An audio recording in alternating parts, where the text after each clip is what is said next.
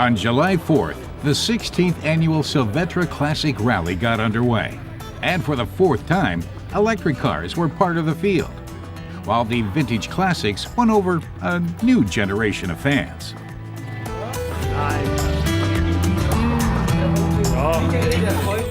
This time, there was a slight change. The classics and plug-ins started off together, rather than separately as they had in the past.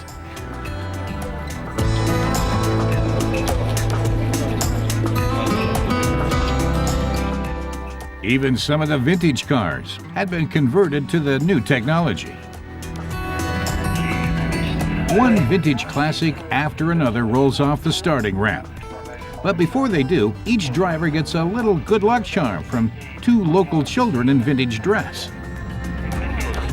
In sharp contrast to the vintage cars are the electric vehicles of 22 EVs, such as the Mercedes SLS AMG Electric Drive Coupe.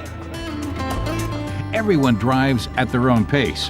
Some take their time and enjoy the countryside. The EVs are well advised to drive economically. The electric Smart stands out from the rest with its LED daytime running lights and city street driving design.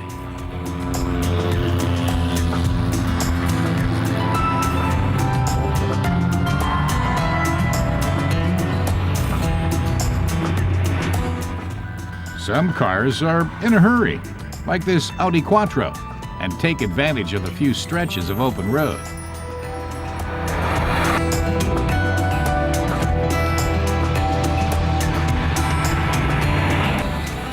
The odd one out is the only privately owned fuel cell-powered Mercedes B-Class. The owner, Klaus Eger, gives his impression. It's just beautiful. You get a whole new feeling behind the wheel. You're more conscious of energy consumption and the environment when driving. But you have to think about finding the right filling station well in advance because not many of them are equipped for it yet. There are currently only a handful of hydrogen filling stations in Germany. Some of the rally drivers are still climbing the high alpine Silvretta road, while others are already headed back down the same way.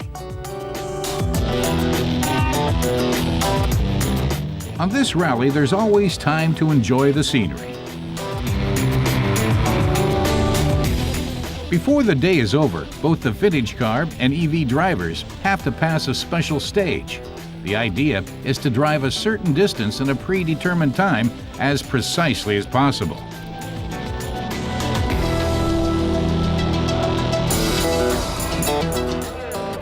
The spectators are waiting at the finish line with a bottle of sparkling wine as a gift to each driver. Later on the market square, the spectators have a chance to see the cars close up. And what do the vintage car buffs say about the plug-ins? It's odd when they come along so quietly and then here it is. I think it's the future of cars. I think in the next 20 years, everything will be electric.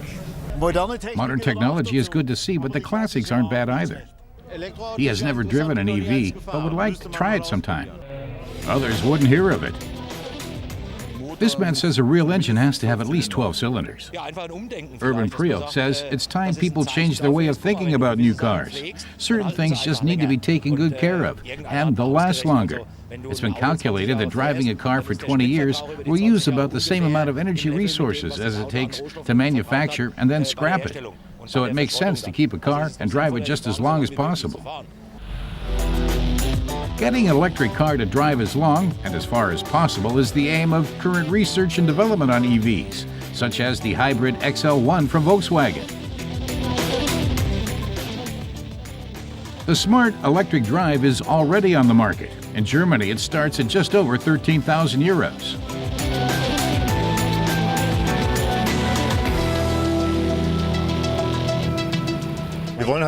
Johannes Eck of Mercedes says there are different applications for different automotive technologies. The Smart with the battery electric drive has been in high-volume series production since last year, selling direct to the end consumer. That shows that the car is practical for every day and can be produced in series. Of course, the fuel cell is the more modern, costlier, and newer technology. And this car proves these new technologies can achieve a very long range. So it has qualities from both drive systems. Das heißt, es ist die Mischung aus beidem. The Silvretta Classic Rallye in Montafon also puts qualities from vintage classics and state-of-the-art electric cars on the road together.